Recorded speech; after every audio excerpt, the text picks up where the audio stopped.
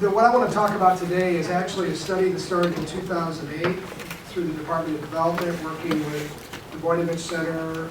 Mike Zimmer was involved, the Ohio EPA involved, OAQDA was involved at that time.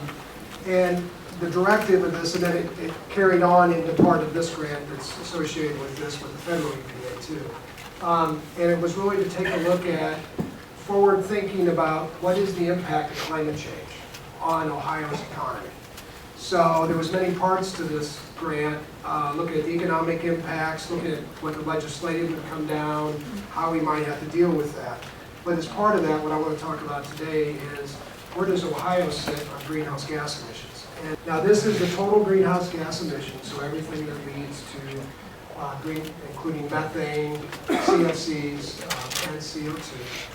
But Ohio is one of the major players when you look at the amount of CO2 emissions. And it shouldn't shock you. We're second in electric production, which means we're second from that in CO2 emissions. Texas, California, and Pennsylvania sit ahead of us. Transportation from CO2 emissions, we're seventh, which that kind of shocked me. And industrial and residential, because of our population, we're sitting up there too. So the moral of the story is that when regulations occur, right now they're starting to get on the big emitters, but Ohio will be affected. I can say that what we developed was probably the most accurate thing to date of all the emissions for CO2. And we really started by looking at the emission inventories that we do for other pollutants. And there's things called activity data, which says how many barrels of oil you're burning, how much coal's being burned, natural gas, and then using emission factors to go ahead and calculate what the CO2 emissions are. We looked at activity data. By that is what kind of activity leads to CO2 emissions, and the biggest is energy use. But you've also got other things like manufacturing operations that can lead to CO2 emissions. And then we looked at a host of emission factors associated with the burning of that, trying to get the most accurate. And I can say as we went through the data, there was a lot of data, a good percentage that looked bad that I think what other people use their emission inventories, and we tried to correct. And then what we did is we broke it up into specific sectors, kind of the same thing you do with the other criteria pollutants.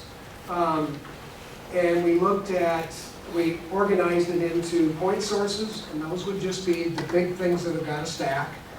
It's how we deal with it in air quality.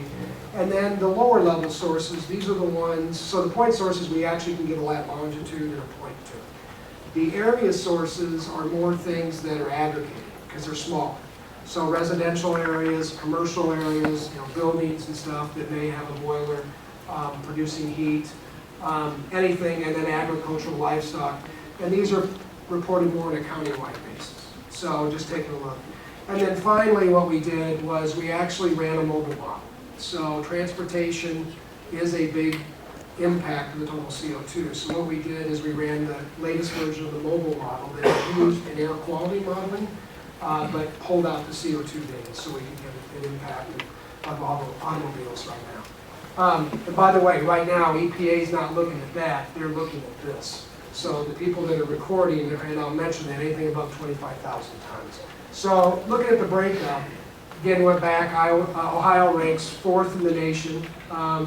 If you take a look at all the emissions, CO2 emissions or CO2 equivalents, that includes methane, everything else, energy represents the base. So burning fossil fuels to generate energy. 4% of this pie represents manufacturing operations that could get hit with regulations, but they represent about 4% of the total greenhouse gas emissions in the state. The big thing out of this is the numbers are in flux, and I think as we get better inventories, understand what's going on, we'll get a better picture of what's going on. We ended up developing a website to be able to query this data. It's very similar to what the EPA has on their site also.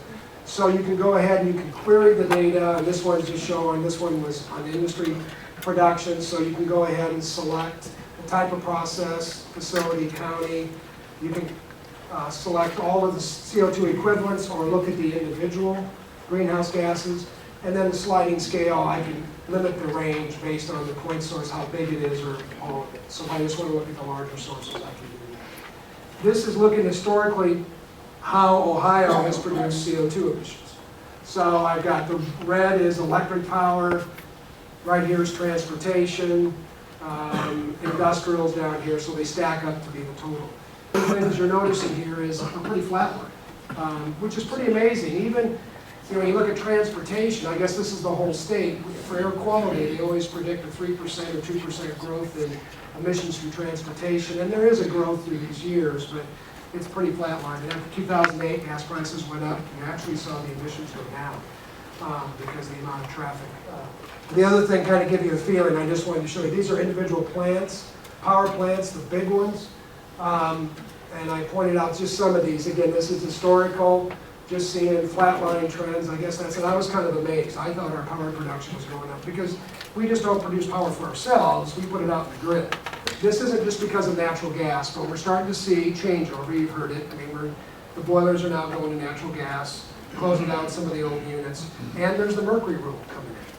So we've got a lot of power plants, and these are just the ones in Ohio, and Ohio's air is affected by, but these red dots are the ones, either power plants themselves or units within major facilities that are shutting down or planned to shut down. Plus, and I don't know what the new standard's going to do. I was talking to Consol, there is a bunch of cogen units that are being planned, so combined heat and power, and combined natural gas and coal, which get to high efficiency. So the net effect is, I think over the next few years, the amount of emissions, both from CO2 and from the emissions that lead to air quality, may be getting better from the major sources, may be reduced. Natural gas is better from the standpoint of burning in your boiler, but the big controversy is we have leakage of natural gas during the operation. We release methane. So the nut of all this is there's been a lot of studies being done, starting with this one that got all the publicity, and everybody went bananas when they saw it, and it said that if you take into account the methane being released from leaks, which is this purple part, plus the CO2 that's being emitted when you burn it, it is much worse than I'm looking at coal. These are the total amount of CO2 equivalents, right? So you're not gaining anything by using natural gas in your boiler because you're leaking all this methane, and methane is a much bigger greenhouse gas.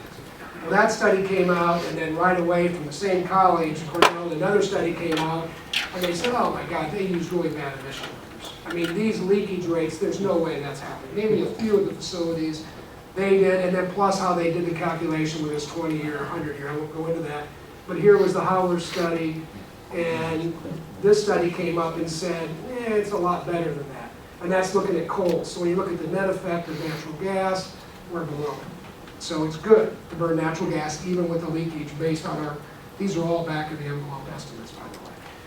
And then another study came out, and just recently, and this was a study in Colorado where they actually did monitoring, and here was the activity data they were doing their calculations on before, and here's their estimates of leakage with these huge error bars based on 2 different sites monitoring it, and they're saying, no, that study that was just done that I told you sounded good, it's not good. And then EDF, we just heard, just came out with a new study, and they're actually showing better numbers. So it's getting down that, and again, what they're worried about is leakage, not burning natural gas in the boilers, that is better, but it's just losing the methane in the atmosphere.